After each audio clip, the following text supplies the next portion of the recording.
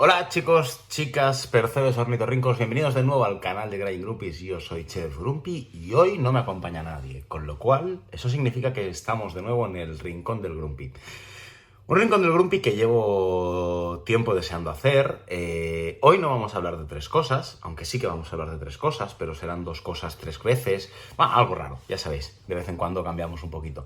Pero seguiremos la estela de ese Rincón del Grumpy donde hablamos de Brandon Sanderson, os lo dejo por aquí, en el cual pues explorábamos un poquito la obra de ese autor, nada en profundidad. Hoy voy a hacer lo mismo, pero en vez de hablaros de un escritor, del siguiente escritor del que quiero hablaros ya lo tengo decidido, pero estoy acabándome uno de sus libros, con lo cual cuando me lo acabe os hablaré de él, que es Joe Abercrombie. Hoy quiero hablaros de un arquitecto, pero no de un arquitecto de los que hacen edificios, de un arquitecto de los que escribe cómics. Hoy quiero hablaros de Jonathan Hickman.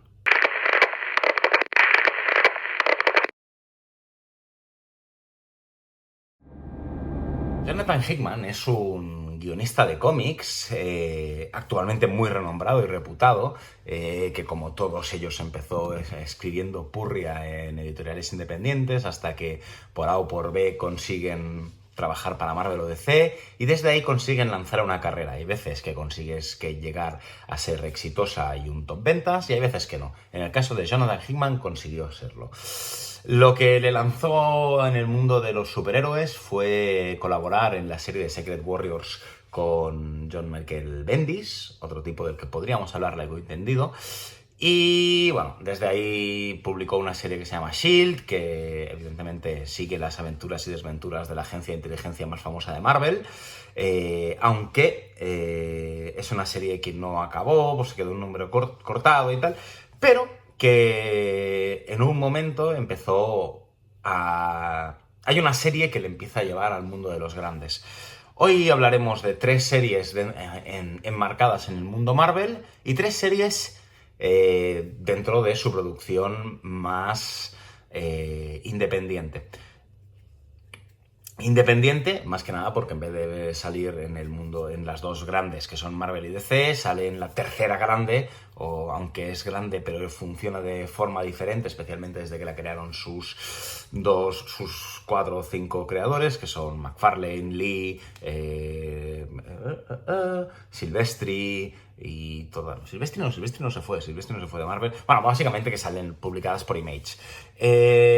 Para empezar, venga, empecemos. Por algún lado siempre hay que empezar.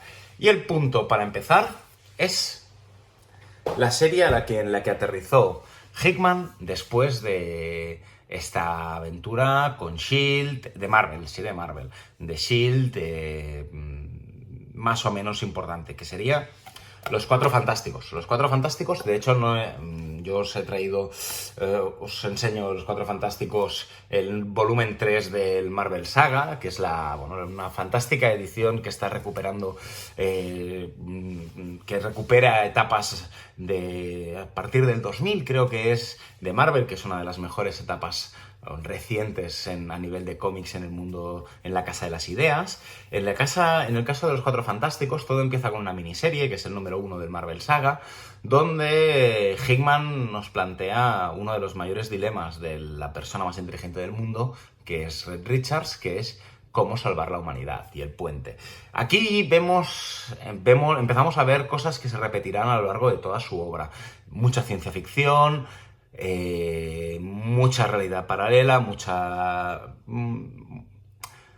construcción, ¿no? Por eso decíamos lo de arquitecto, ¿no? Empezamos en esta miniserie, crea una cosa que es el puente, crea los que hayáis visto Rick y Morty, que es el Consejo de los Mortys. El Consejo de los Mortys es una idea sacada de el Consejo de los Reds, de Jonathan Hickman, que es como una agrupación de todos los Reed Richards del universo, de los múltiples universos, para arreglar todos los universos. Y bueno, y ahí entran, pasan cosas. La historia es muy chula, es la más superheroica de lo que vamos a hablar hoy, yo creo. Es la más sencilla, también es de las primeras donde estaba empezando a trabajar.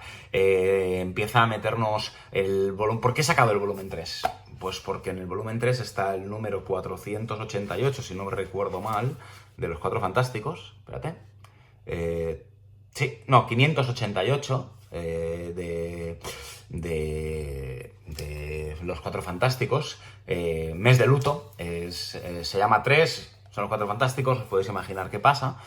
Y lo he sacado porque es uno de los cómics con el que más he llorado y con el que cada vez que lo cojo acabo llorando. Por A o por B hay uno de los Cuatro Fantásticos que acaba muriendo. Eso es spoiler, pero no, porque te lo dejan bastante claro desde el principio, sobre todo si la seguíais al día, que uno de los Cuatro Fantásticos iba a morir. Y el número 3 es en el de la muerte, y al final viene una pequeña historia donde Spider-Man se acerca a Franklin Richards, el hijo de de los Cuatro Fantásticos, de Sue y de Red Storm, y le habla del personaje que muere. Claro, con todo el peso de lo que sabemos que Spider-Man, lo que le mueve a Spider-Man a ser Spider-Man, no deja de ser la muerte en la que él no actuó, el peso de la responsabilidad.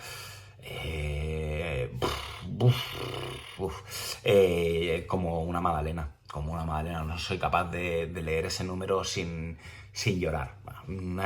Pero bueno, la vida sigue. Después de esto, bueno, pues hace cambios, acaba presentándonos la Fundación Futuro, y al final acaba la saga, acaba su etapa, y bueno, es una etapa cerrada, contenida, pero que es fácil de continuar. ¿Por qué digo eso? Lo veremos un poquito más adelante, cuando hablemos de los Vengadores de Jonathan Hickman.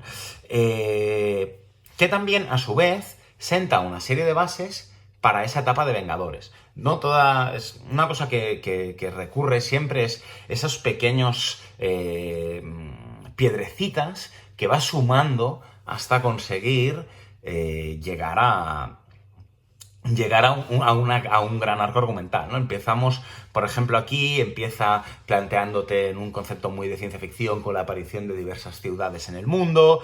Después, al cabo de 20 números o de 15 números, esas ciudades vuelven a aparecer, y empieza la guerra de las ciudades. Bueno, pues muy interesante, y que desarrolla una parte que veremos también cuando hablemos de la última serie de Marvel que ha publicado, la última serie, miniserie, 2 miniseries. Luego, una cosa muy rara que ha hecho Hickman con los X-Men es cómo coge ese concepto de la retrocontinuidad y lo trabaja de una manera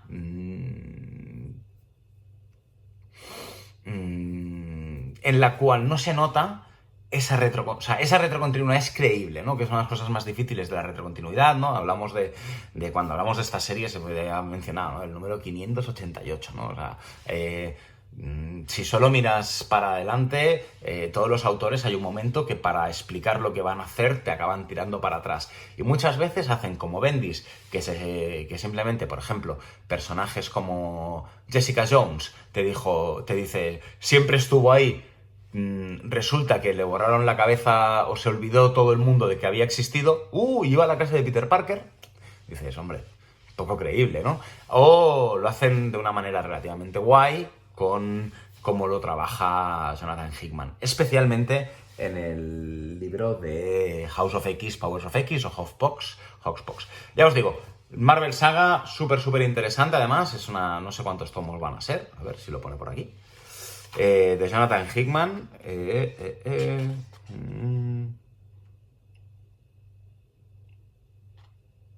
No lo veo. Pero bueno, yo creo que van a ser, este es el número 3, que coincide con la saga 3. Ojo, muy bien Panini, muy hábiles a la hora de numerar. Yo creo que van a ser 6 o 7 tomos de este estilo, muy chulos.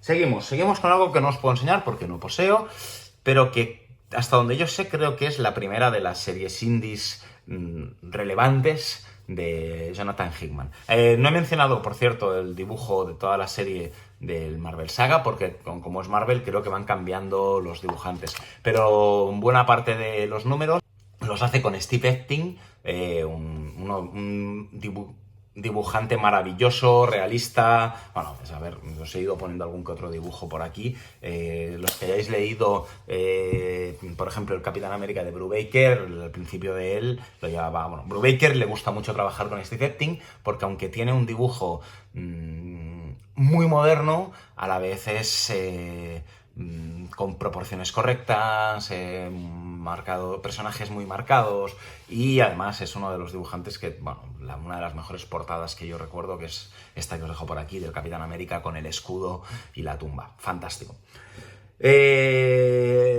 Salto. ¿Por qué he mencionado el dibujante que antes se me había olvidado? Porque la siguiente serie es una colaboración en Image con Pitarra. Pitarra es de Marvel Projects.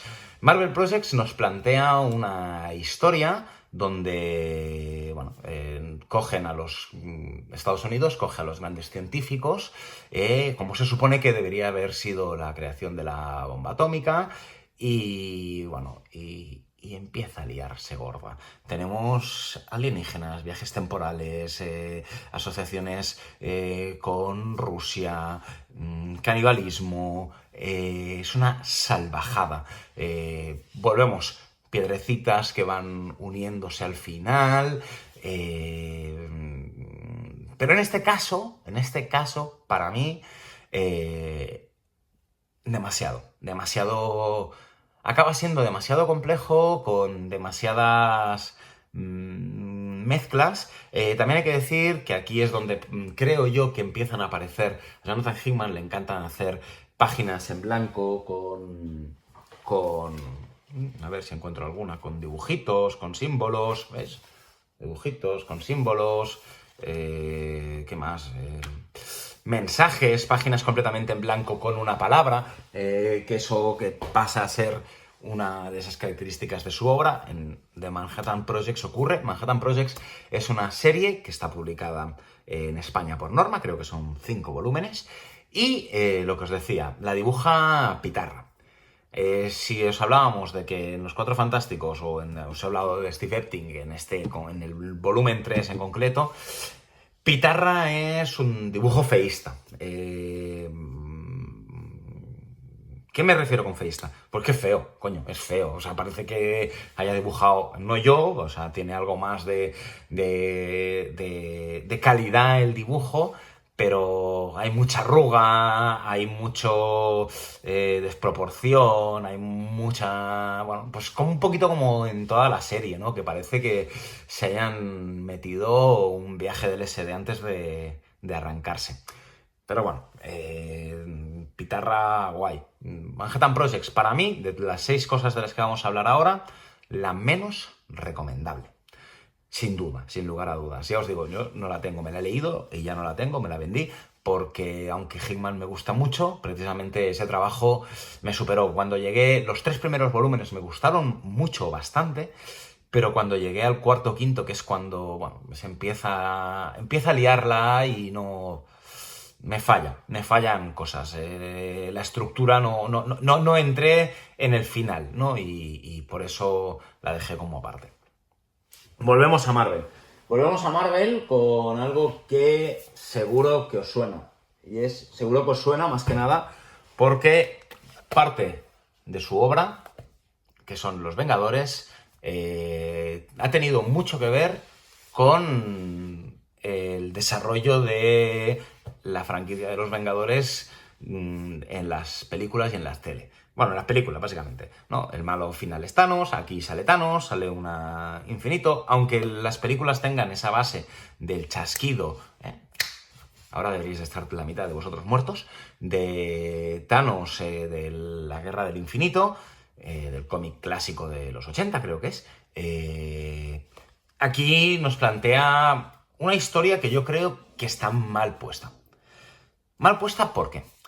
Porque básicamente la idea, pues seguimos con ciencia ficción dura, ¿no? Es que hay por A o por B, los diversos universos están colisionando y están ocupando el mismo espacio, ¿no? Que cuando hasta ahora estaban separados, no sé, es como complejo.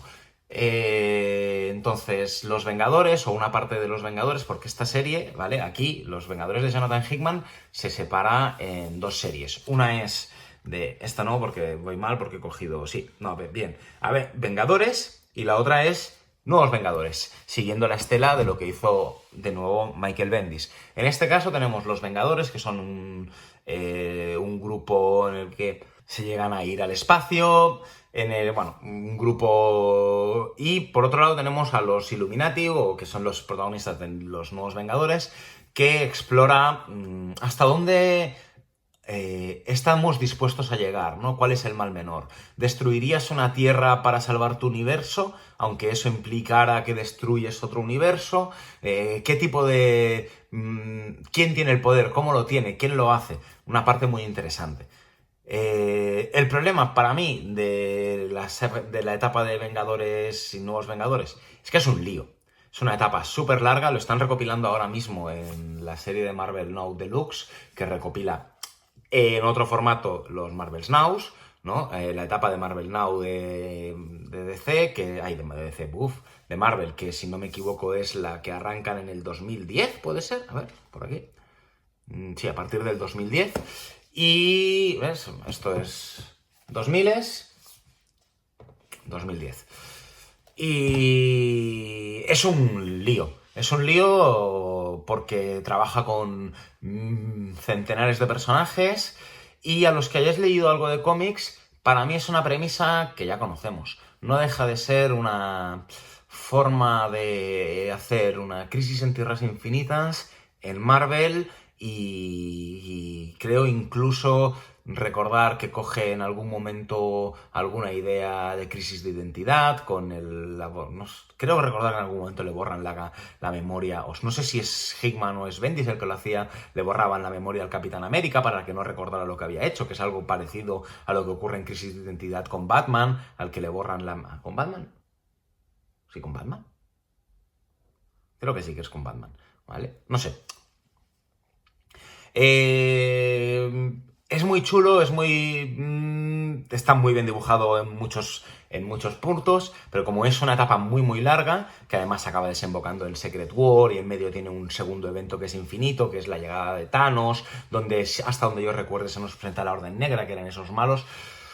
Está bien, pero es compleja de seguir, del palo hay que tomar apuntes para leértela y peca en algunos momentos de eso, ¿no? De esa complejidad que le gusta, ¿no? ¿Por qué? Porque si tú escribes una macroepopeya de, creo que duró 4 o 5 años hasta llegar a la Secret Wars, de tirar piedrecitas y piedrecitas y piedrecitas y piedrecitas, y que encima, para mí creo que tiene más a ver con lo que tendría que ser una historia de la JLA que de los Vengadores. Opinión personal, ¿eh? No sé, es complicado. Es una historia complicada y compleja. Pero interesante. A ver, yo me la estoy comprando. A mí me gusta. Pero me gustaba más antes. ¿Antes? ¿Por qué? Pues porque después ha llegado un trabajo que es parecido, con un nuevo status quo, que genera para los mutantes, cosa que aquí genera un status quo que nadie ha seguido, o que yo creo que no siguieron, cuando se acabó toda esta etapa de Hickman a cargo de los Vengadores, que acabó con un macroevento llamado Secret Wars, donde, bueno, intentaban replicarla, bueno, hacer algo y llamarle de manera igual a que se llamó el evento la maxiserie clásica. Pero bueno, no sé, a mí me gusta, la recomiendo, pero no es para todo el mundo. Hace falta... porque hace falta paciencia, ¿no? Y creo que la edición esta del Marvel Now Deluxe, si bien está muy bien porque viene ordenadica me refiero que como que seguías la línea argumental de 2 cómics, había veces que, aunque te los tuvieras que leer, que salieran las cosas mes a mes, habían cómics que te tenías que leer después de leerte una cosa que había pasado en 2 números anteriores, aunque sean cosas tan tontas como cómo interactúan los personajes entre sí, ¿no? Como en un episodio llega un superhéroe maltrecho. También hay una pequeña parte, yo que sé, hay un momento en el que vemos un cambio de forma de actuar de Spider-Man, ¿no? Porque en esta época ya Spider-Man ya estaba en Los Vengadores. Y aquí no tenemos claro por qué es. ¿Por qué? Pues porque eso es algo que estaba ocurriendo en la serie de Amazing Spider-Man, que es cuando es superior Spider-Man, cuando Doc Ock entra en el cuerpo de Spider-Man y se transforma en el mejor Spider-Man que podría llegar a ver. Bueno, pues como todo, siempre que mezclamos todas las series y todas las cosas, pues nos vamos complicando. Y aquí yo creo que en los tomos estos de Marvel Now se echan falta, o ayudaba mucho, los comentarios que aparecían al final de la grapa a cargo de Julián Clemente, que te explicaba qué es lo que ocurría. Creo que con el Hoxpox, con House of X, Powers of X, también lo hace, pero no lo sé.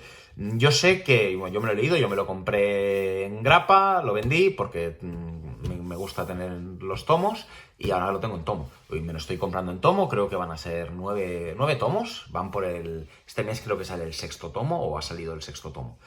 Este mes cuando estoy grabando, no cuando lo estáis viendo, pero bueno. Y supongo que habrá un 7º tomo que será Secret Wars o algo así, ¿vale?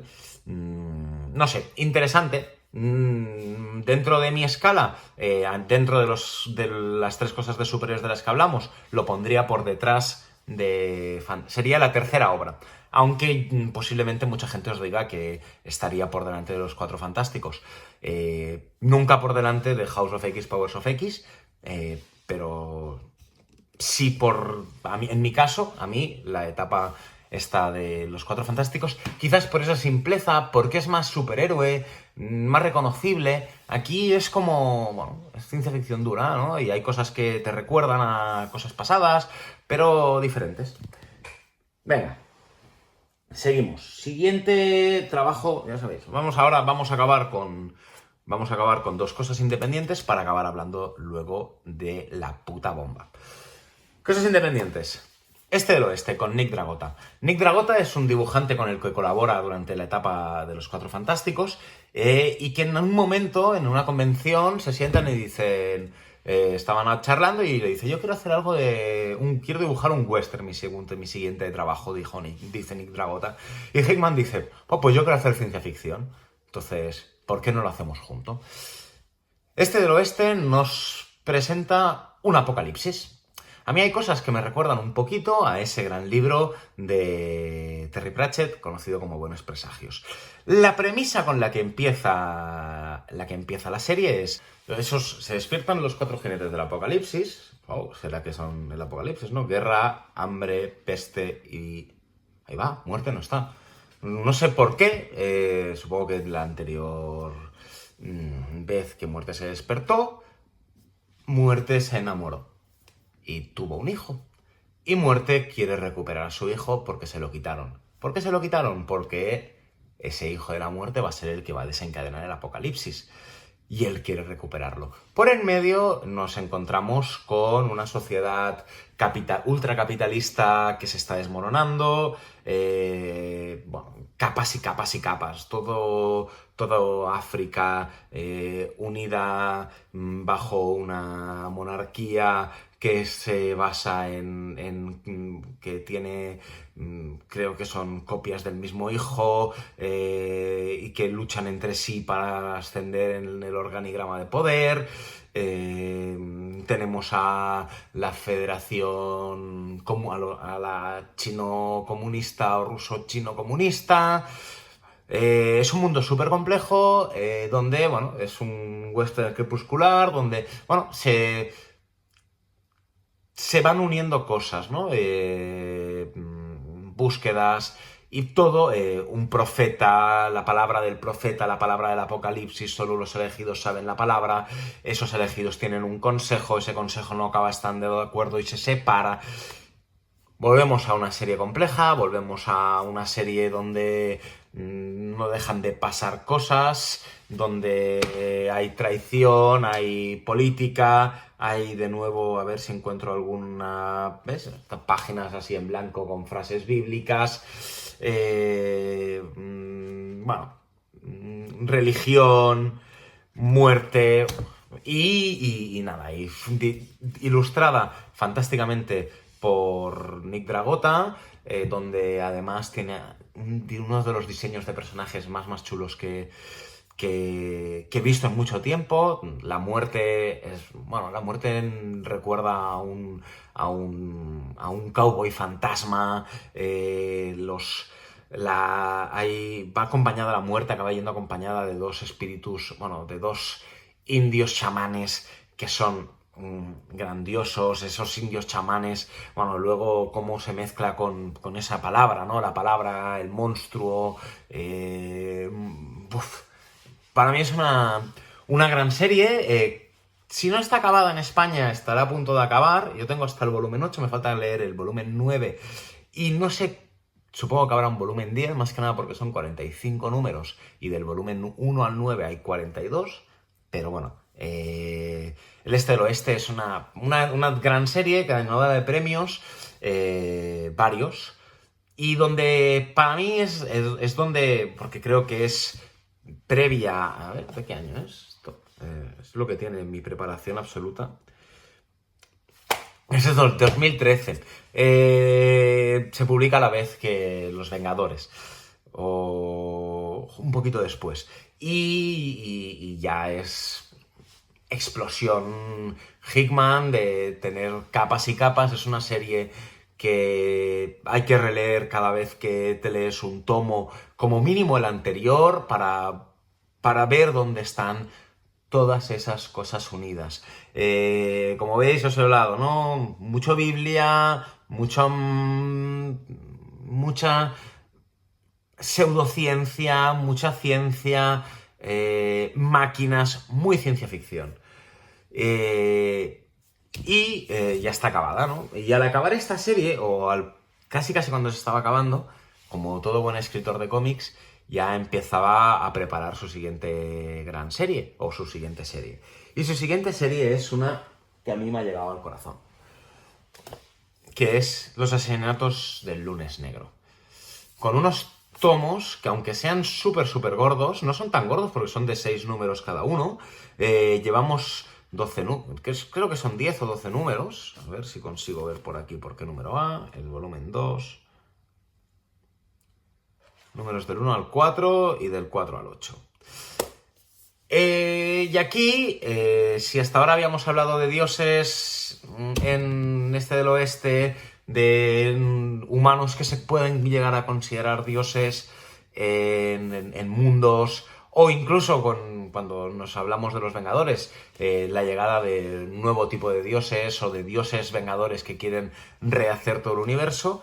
Aquí volvemos a hablar de dioses, pero hablamos de un dios, del dios Mamón, el dios del dinero.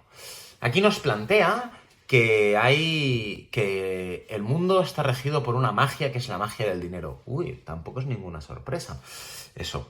Y dentro de esa magia del dinero hay como dos escuelas. Tenemos la escuela occidental, acá capitalismo, y la escuela oriental, acá comunismo. Y luego tienes escuelas orientales, más y más millones de escuelas. Esas escuelas acaban estando regidas juntas y todo arranca con el asesinato de la muerte de uno de los gerifaltes de uno de los mayores bancos. Y cómo, bueno, te habla de cómo el dinero proviene de la sangre. Es una trama de género negro que mezcla brujería, pero una brujería diferente, ¿no? Porque no deja de reclamar sacrificio para ganar dinero, diferentes escuelas de pensamiento, ¿no? Cómo piensan esa facción comunista, cómo entienden esa facción la magia o esa parte capitalista. Por en medio se nos mezcla un investigador que practica magia, pero que creo que va a tener más que ver con las mitologías de los Houngan, de la magia, ahora no me saldrá el nombre, de Baron Samedi, de la magia haitiana, y no sé, es una serie que de momento lleva 2 tomos, 2 tomos en castellano, en inglés creo que no ha publicado más, va muy poco a poco porque, bueno, pues porque al señor este le encanta hacer 1001 gráficos, ¿veis? Y te explica, claro, Hickman, al final, ha acabado complicándose tanto la vida escribiendo historias tan complejas que hay veces que en un cómic simplemente tendría que tener muchas viñetas expositivas. ¿Y qué hace? O sea, muchas viñetas como las viñetas clásicas, ¿no? Esas en las cuales, o Tintín, ¿no? O Blake and Mortimer, que son grandes ejemplos, ¿no? Que si una viñeta mide 5 centímetros de alto, 3,5 es un texto, ¿no? Pues, ¿aquí qué hace? Pues te mete, toma ya, texto, y texto, redactado, sin redactar. ¿Para qué? Para dar contexto. Pero mira, aquí tenemos 6 páginas de una conversación en un interrogatorio. 6, 7, 8. Esto es casi un número, ¿no? Entonces, por eso este cómic va algo más lento. A mí me gusta mucho. Me gusta mucho porque, bueno, pues porque dentro de que tiene una trama compleja, como todos sus cómics, ¿no? Eso es, ¿por qué? Pues porque si tú eres un arquitecto que cada vez vas poniendo piedra sobre piedra para generar una historia, necesitas esto, necesitas dureza. Y a mí me gusta porque, bueno, a mí las historias de género negro me gustan y te sabe mezclar de una forma, la forma justa, ¿no? De esa magia, que no tienes muy claro qué parte es magia, qué parte simplemente es capitalismo. Claro, al momento en el que se presentan delante del dios Mamón, ¿vale? Porque sale el dios Mamón, aparece. El dibujo es muy chulo, muy negro, me recuerda mucho al dibujo de Sean Phillips en Fatal, muy oscuro, con una paleta de color dura, bueno, oscura, muy ocre, no, el color no pensaba que no fuera de los mismos de Fatale y de las series de Brubaker, pero no es la misma. Y nada, muy interesante. Yo a la que salga el siguiente tomo me lo agenciaré, segurísimo. Y con esto llegamos al motivo para hacer este vídeo. No os voy a engañar. O sea, lo que me ha decidido hacer este vídeo es House of X, Powers of X. Una verdadera burrada a cargo de Hickman. Los mutantes, por A o por B, todo el mundo, bueno, las malas lenguas dicen que es porque tenía Fox los derechos y no tenían la relevancia que tenían tiempos A, como le pasa con Spider-Man, si no harían algo por el estilo, posiblemente.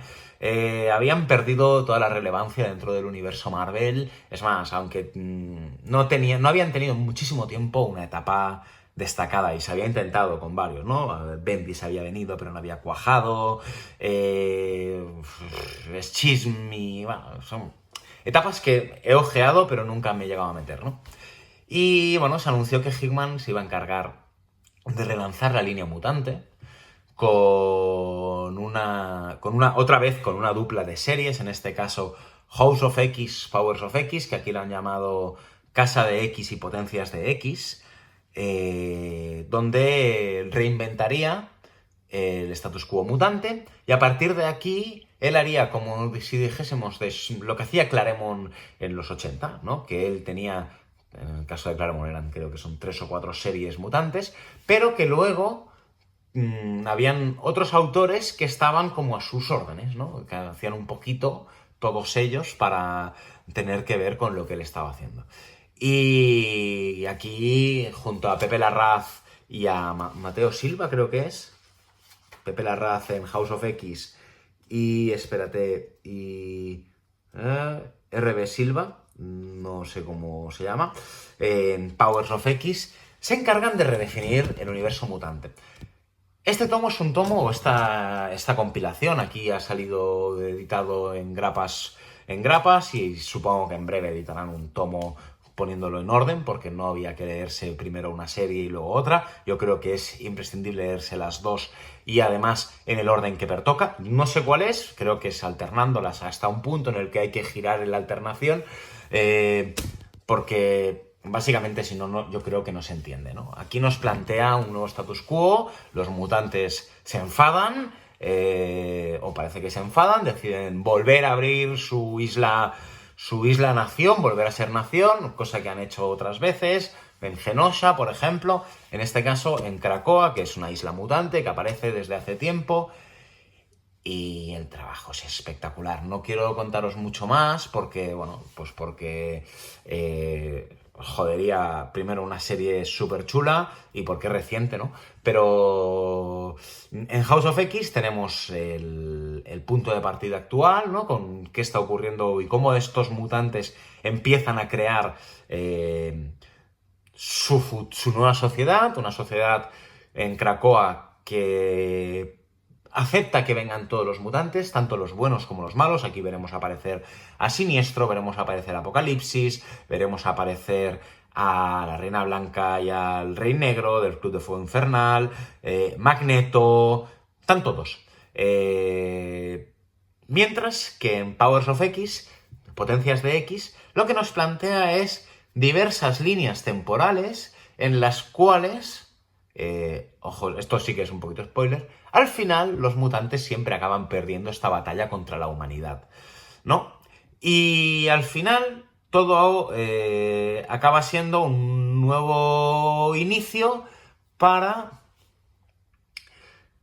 que los para ver si esta vez ganan los mutantes, ¿no? Pero con un hermosísimo trabajo de Redcon, donde manda a la mierda todo lo que se había hecho antes, pero sin mandarlo a la mierda, o sea, lo hace bien. Estoy seguro que si me pusiera, yo no soy una enciclopedia viviente sobre la Patrulla X, posiblemente Mailman o gente que tengan mayores conocimientos que yo pueden encontrar vacíos, errores, problemas, pero bueno, acojonante.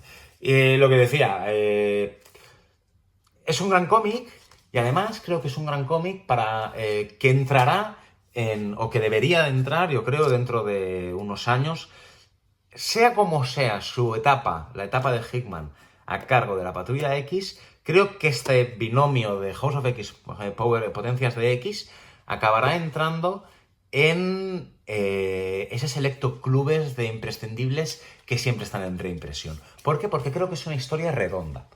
Es una historia redonda y eso no es habitual, es muy difícil, ¿no? Eso no es...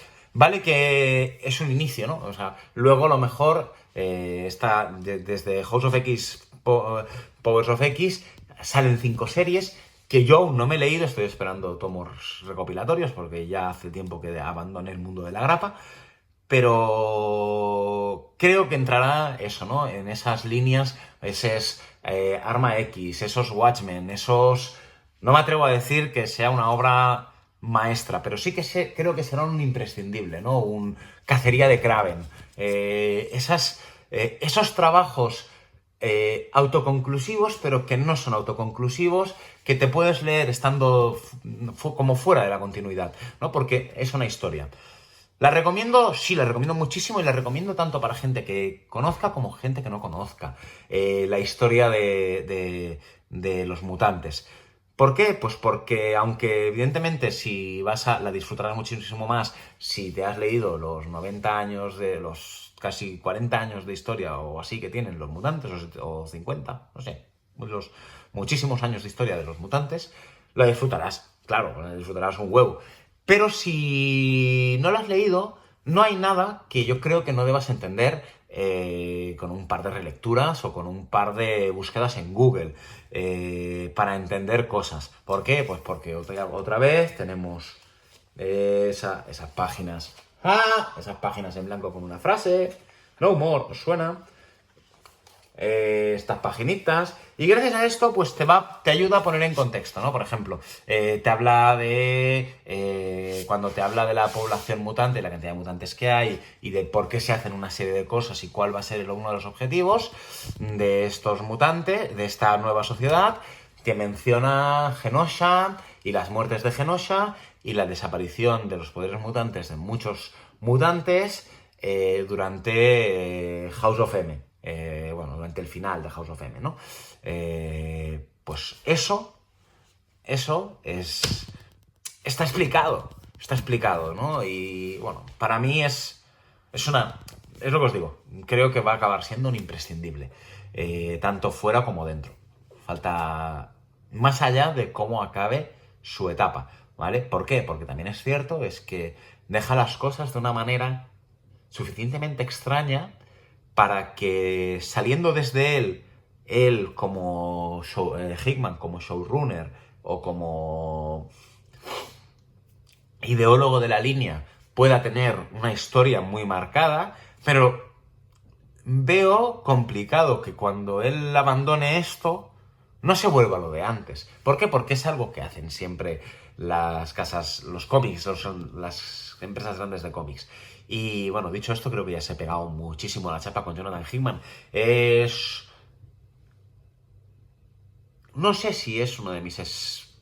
Está entre mis 3 mejores escritores de cómics. No creo que sea el mejor. Para mí, Brubaker sigue un par de pasitos por delante y Rucka creo que también. Algún día os hablaré de ellos.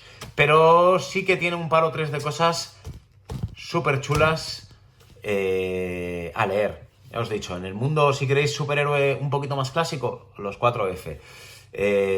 Y House of X, Powers of X. Los Vengadores están bien, pero son quizás demasiado largas su historia y a mí ese final en Secret Wars no me acabó de convencer.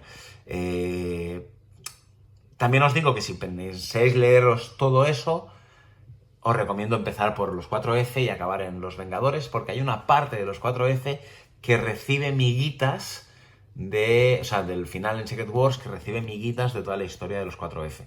Y si queréis adentraros en su obra más personal en el mundo indie, sin duda, yo arrancaría con Este del Oeste o con Los Asesinatos del Lunes Negro. Más que nada porque son las dos que más me han gustado.